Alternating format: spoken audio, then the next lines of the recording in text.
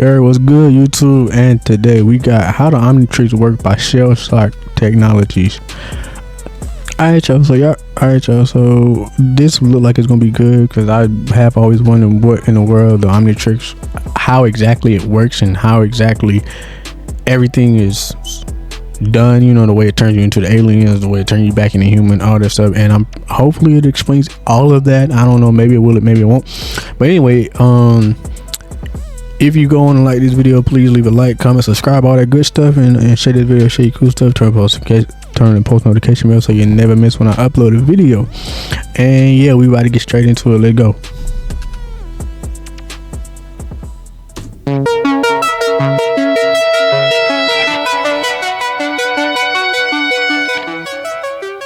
There are machines designed to build, machines designed to heal, machines designed to destroy. And then there are machines that change what it means to exist. The omnitrix belongs to that last category. Not only can it level cities and defeat monsters, but it removes the line between self and identity, between life as something you are born into and life as something you can choose. The universe has a strange relationship with power. Every time intelligence advances far enough, it reaches for the same question. What if I could become something else? Not imitate or control it, but truly become it. Most civilizations stop there, because the moment you remove the boundary between biology and identity, not only do you gain power, you destabilize reality itself. Somewhere in the cosmos, a being understood this too late, and that mistake ended with a watch landing on the wrist of a 10-year-old boy who had no idea that every time he pressed it, he was surviving something that should have killed him. I'm liking this style so far. This is the story of the most dangerous idea in fiction, and why the Omnitrix sounds amazing until you really think about it. Alright, bet, let's go. Teach me. Ben never notices it the first time. Nobody would, if we're being honest. 1 second you're a kid with his hand on a dial. The next, there's a flash of green light, and suddenly the world feels different. Better.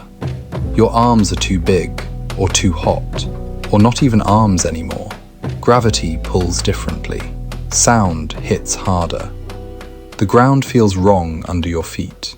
From the outside, it looks like a transformation, a body twisting into something impossible. Bones reshaping, muscles swelling, skin hardening, stretching, igniting, freezing, shattering.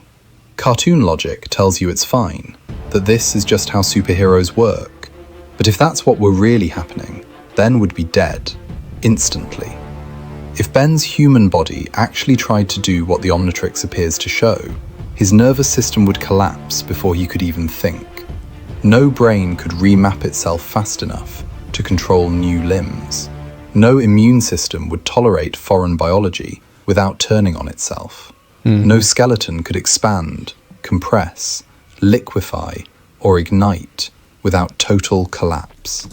Okay, that makes sense. That definitely, that makes sense. Like, for real, like, yeah, because, it's like, when you think about it, your skeleton and the human body, it's designed for you and for what you have to go through and what you might do. Like, it's specifically designed for you, your consciousness, your brain. And if you just and if all of a sudden you trying to change into something else that's far more advanced than you, or just have a different genetic makeup, you might collapse. So I get it. Heat alone would cook his organs in seconds. Neural overload would erase consciousness before pain even registered. If Ben Tennyson were actually transforming, there would be no hero moment. There would be a flash of green light and a corpse, which means the transformation never happens. What the Omnitrix does instead is far more extreme. When Ben presses the dial, the watch removes his biology, not rewrite it. Let me explain. You see, his human body is lifted out of normal space, locked in stasis at the quantum level, where time does not advance and entropy cannot touch him. Every cell, neuron, every fragile biological process is preserved exactly as it was. Ben is not inside the alien. Ben is elsewhere. What appears in his place is not his body reshaped, but a construct, a living avatar built from programmable matter so advanced it blurs the line between machine and organism. It looks biological because it needs to interface with reality, but internally, it's something else entirely. Okay. A self-supporting, actively stabilized form designed to survive stresses no natural body could endure. The alien is real. The strength is real. The mass is real. But the human body is not paying the price. And that single design choice explains everything. Any ultimates generated from this moment forth will simply be reflections of you, as was always intended. It explains why Ben doesn't die, why he doesn't lose limbs permanently, why he doesn't suffer long-term biological damage, why the omnitrix can state, without exaggeration, that it protects the user from death. The only thing that crosses the boundary between Ben and the alien is not flesh, or blood, or DNA. It is identity. Okay. The omnitrix doesn't upload Ben's memories or thoughts. Those are too biological. What it extracts is something deeper and more stable. The pattern that defines who Ben is, beneath thought and emotion. A quantum signature of selfhood that can be projected, anchored, and reassembled. That identity is streamed into the construct through a neural interface. The watch doesn't know how his new body works. It makes the body feel like it has always worked this way. Let's put it like this. Ben doesn't have to learn how to use 4 arms, any more than you had to learn how to use 2. He doesn't stop and think about where to put his feet when he becomes something massive, or how to breathe when his lungs aren't human anymore. The omnitrix doesn't give him instructions. It edits the rules of perception so that whatever body he's in feels normal. Yo, that is so amazing. And I mean, I guess I'll sum it up a little bit more. Bro, it's literally like he literally saying like, bro, so whatever alien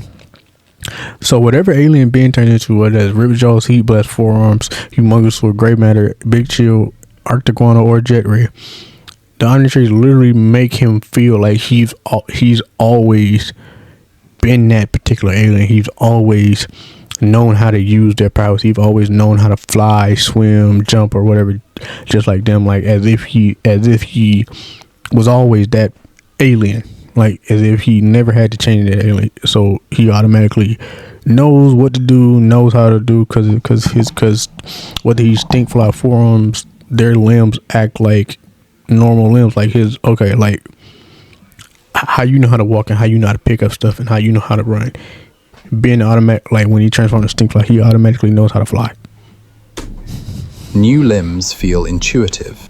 New senses feel familiar. New instincts don't take control. They get translated.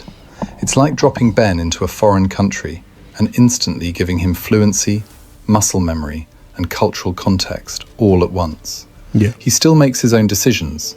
He still messes up. He's still himself. He just understands the body he's using as naturally as he understands his own hands. That's why Ben remains Ben. That's why he jokes in the middle of fights. Why he panics when things go wrong. Why he hesitates when a choice feels wrong. Why he grows up instead of disappearing into power. The watch never overwrites him.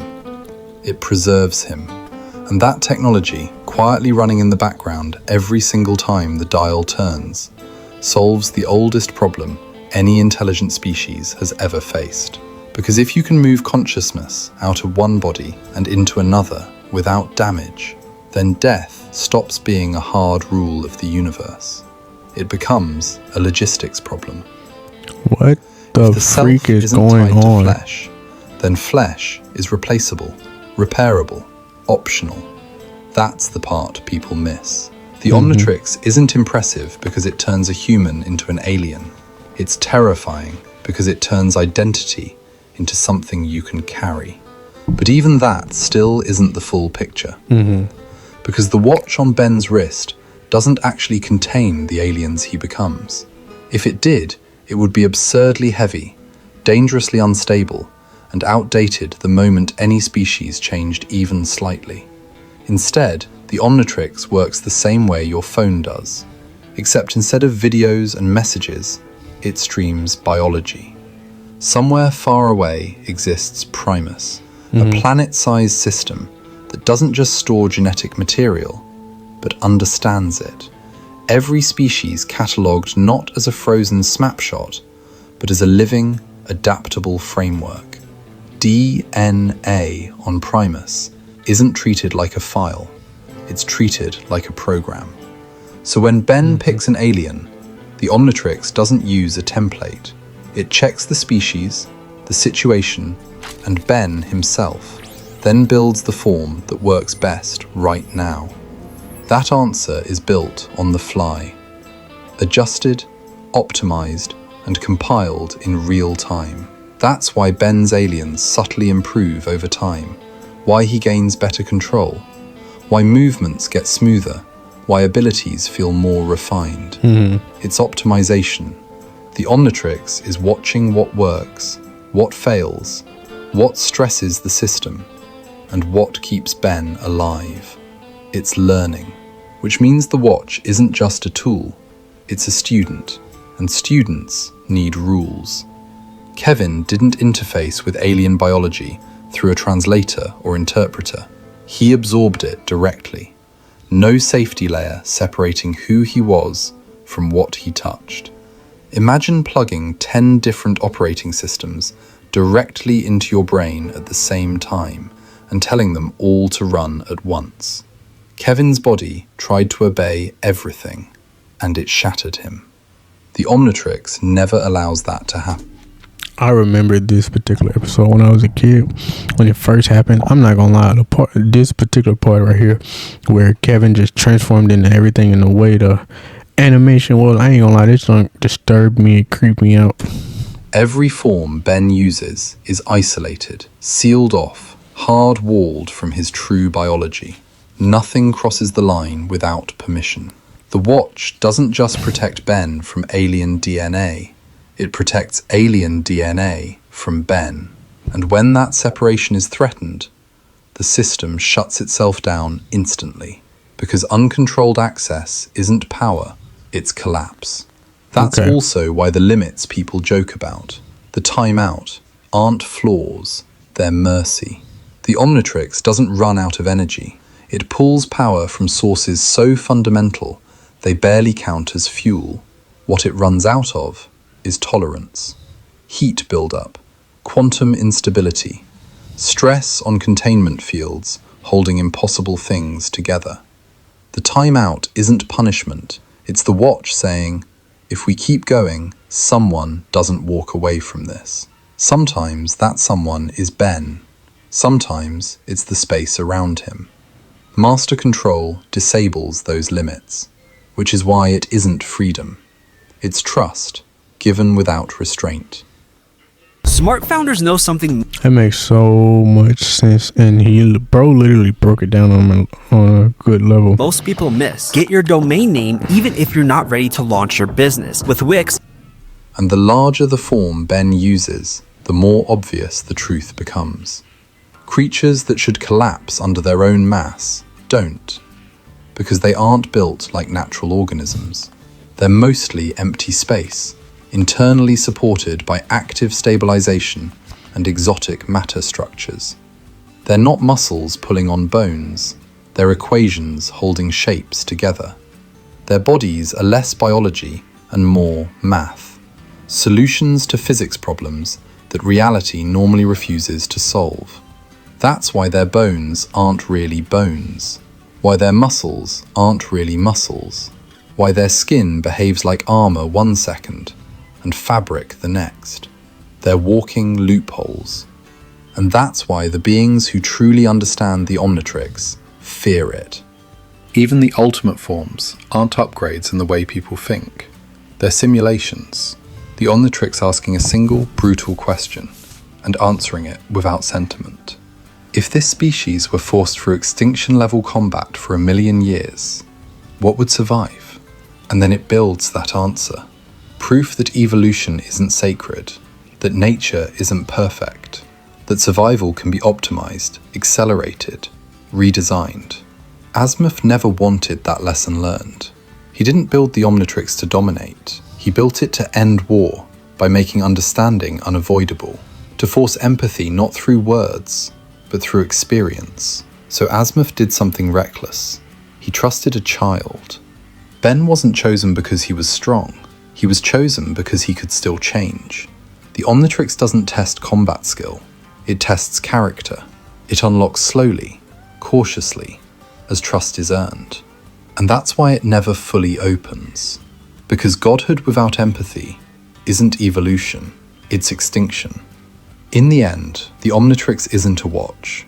It isn't a weapon. It isn't a database.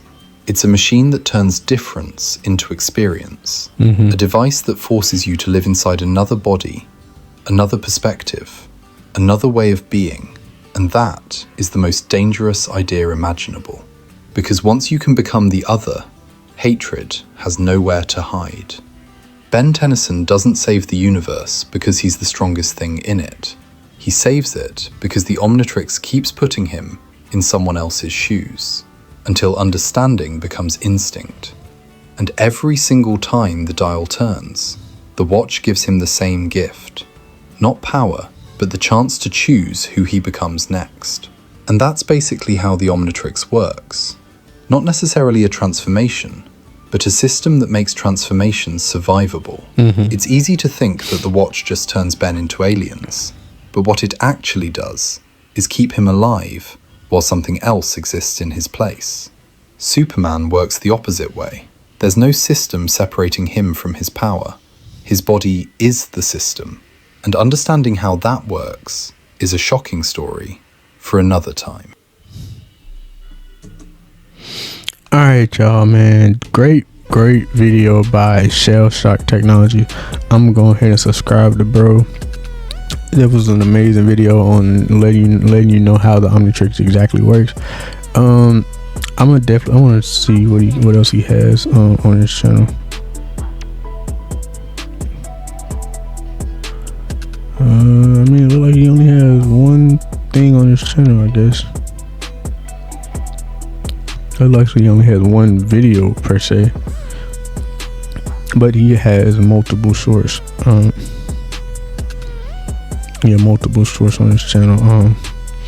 If he ever posts some more videos, let me know if you guys want to see that. Like I said, a great video on explaining how the Omnitrix truly works and what it's truly made for. But yeah, hope you guys enjoyed. If you did, please leave a like, comment down below, subscribe, all that good stuff. Please, it would greatly help me out. Greatly help this channel grow so I can bring you guys more videos, and I would love to make this a full-time job, so I could definitely bring you guys this type of videos, even better videos along the way. But yeah, without further ado, it's been Bo. I'm catch you on the next one. Deuces.